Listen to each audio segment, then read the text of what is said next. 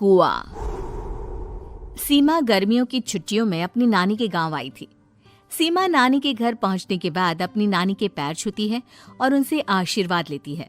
तभी उसकी नानी उससे कहती है, इतनी बड़ी हो गई मेरी सीमा, चल जल्दी से हाथ मुंह धो ले, मैं तेरे लिए खाना लगा देती हूँ। भूख लगी होगी ना? हाँ नानी, भूख तो लग रही है मुझे, आपके हाथ के बने हुए पीले दाल और चावल खाने की। कितना टाइम हो गया है मुझे आपके हाथ का बना हुआ दाल चावल खाए हुए। तू तो नौकरी में व्यस्त थी, तो तुझे कहाँ से टाइम मिलेगा अपनी नानी के लिए? और जब इतने टाइम बाद आई है तो ज्यादा टाइम के लिए रुक कर जाएगी तू। हाँ नानी, इस बार पूरे 2 महीने के लिए आई हूँ। सीमा की नानी अंदर जाकर उसके लिए खाना बनाने लगती है। सीमा कमरे में अकेली होती है, तभी उसे किसी औरत के रोने की आवाज सुनाई देती है। वो कभी खिड़की से बाहर झांकती है तो कभी दरवाजे से बाहर झांकती है। उसे समझ में नहीं आ रहा होता है कि आखिर रो कौन रहा है। तभी नानी खाना लेकर आ जाती है। वो अपनी नानी से कहती है, नानी, कोई औरत रो रही है क्या? मैं जब से यहाँ आई हूँ तब से मुझे यहाँ किसी औरत की रोने की आवाज आ रही है। हे भगवान, कहीं ये वही तो नहीं? बोलो ना नानी। अरे कोई नहीं रो रहा, ये तेरे मन का वहम है। और तू ना अब खाना खा ले, ज्यादा यहाँ वहाँ की बातों में ध्यान मत दिया कर। जल्दी से खाना खा और फिर मेरे साथ आ जा मेरे कमरे में, दोनों बैठकर खूब सारी बातें करेंगे। ऐसे ही अगले दिन सीमा अपनी नानी के साथ गांव के बाजार जा रही होती है। उसी रास्ते में फिर से किसी औरत के रोने की आवाज आती है। वो अपनी नानी से कहती है, अरे नानी, क्या सच में तुम्हें अभी भी किसी औरत की रोने की आवाज नहीं सुनाई दे रही? मुझे किसी औरत की बहुत बुरी तरीके से रोने और चीखने की आवाजें आ रही हैं। मैं बहुत परेशान हूँ नानी, आखिर ये कौन है? मुझे लगता है कि सीमा को शहर भेज देना चाहिए, यहाँ रहना उसके लिए ठीक नहीं। नानी बोलो ना, आप चुप क्यों हो जाते हो? सीमा, तू घर चल, मुझे तुझसे बहुत जरूरी बात करनी है।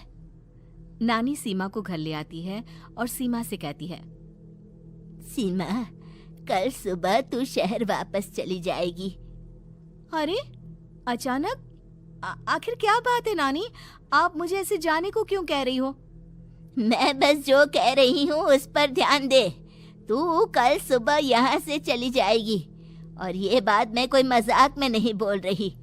तू कल जाएगी तो मतलब जाएगी। अरे नानी, चली जाऊंगी मैं, ठीक है, पर आखिर बात क्या है ये तो बता दो। मम्मी से कोई बात हुई है या फिर मुझसे कोई गलती हुई है जो तुम मुझे अचानक से जाने के लिए बोल रही हो? देख सीमा, रात बहुत हो चुकी है और मुझे इस बारे में कोई बात नहीं करनी। चल, अब चल के मेरे साथ सो जा। सुबह की बस पकड़कर तुझे शहर भी तो जाना है। सीमा को अपनी नानी का ऐसा व्यवहार देखकर बहुत ही अजीब लगता है। उसे कुछ समझ में नहीं आ रहा होता है कि आखिर उसकी नानी उसे अचानक से गांव छोड़कर जाने के लिए क्यों कह रही है। ये सारी बातें सोचते सोचते सीमा की आंख लग जाती है और वो अपनी नानी के साथ सो जाती है। ऐसे ही आधी रात को सीमा को फिर से किसी औरत की रोने की आवाज सुनाई देती है। वो उस औरत की आवाज सुनकर बार बार करवटें बदल रही होती है और तभी उसे सपने में भी एक अजीब सी औरत की परछाई दिखाई देती है, जो इतना चीख चीख कर रो रही होती है कि सीमा डरकर उठ जाती है। वो पूरे पसीने पसीने हो रही होती है। वो अपने आसपास देखती है तो घर में बिल्कुल शांति का माहौल होता है। सीमा घबरा जाती है। वो अपनी नानी को जगाने की कोशिश करती है मगर उसकी नानी नहीं जगती। सीमा को फिर से उस औरत की रोने की आवाज सुनाई देती है। आखिरकार सीमा अपने आप को रोक नहीं पाती और वो घर का दरवाजा खोलकर बाहर निकलती है। आखिर ये माजरा क्या है? आज तो मैं पता करके रहूंगी। अब आवाज का पीछा करते हुए सीमा आधी रात को गांव के चौपाल के पास बने कुएं के पास पहुंच जाती है, जहां कुएं की चारों ओर बेड़ियां लगी होती हैं। उन बेड़ियों में लगे हुए ताले के साथ एक लाल रंग का कपड़ा और माता रानी का कलावा बंधा होता है। उस कुएं में से सीमा को किसी के रोने की आवाज आती है। सीमा परेशान हो जाती है। इस कुएं में कौन है? कौन है यहाँ? सुनो, कौन है? कौन रो रहा है?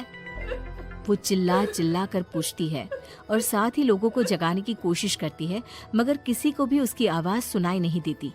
अब सीमा खुद उस कुएं के पास की बेड़ियों और तालों को खोलने की कोशिश करती है और किसी तरह कुछ देर की मशक्कत के बाद सीमा उसको खोल भी देती है।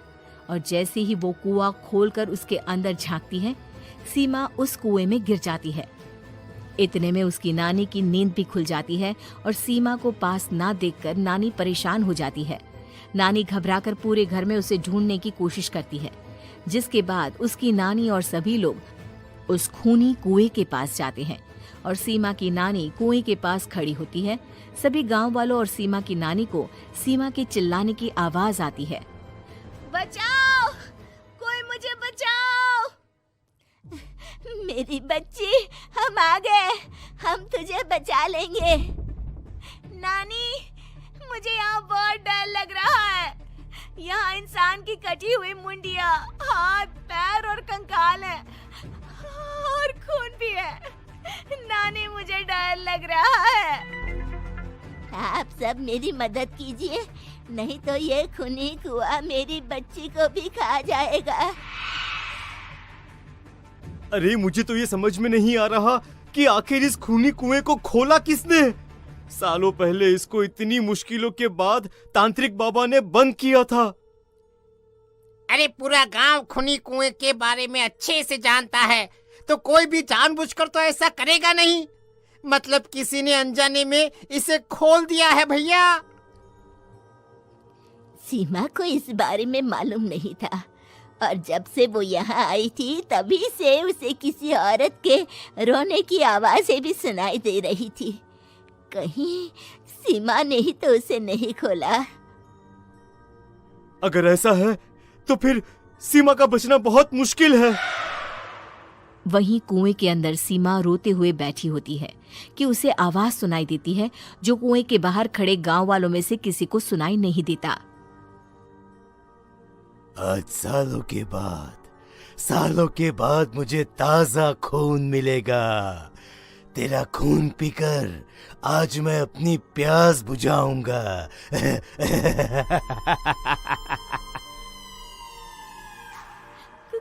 कौन है? मत मारो प्लीज, मुझे जाने दो प्लीज। मैंने किसी का क्या बिगाड़ा है? वो तुझे मरने के बाद पता चल ही जाएगा।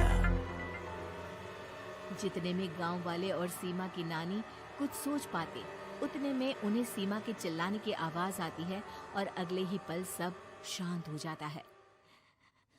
क्या हुआ?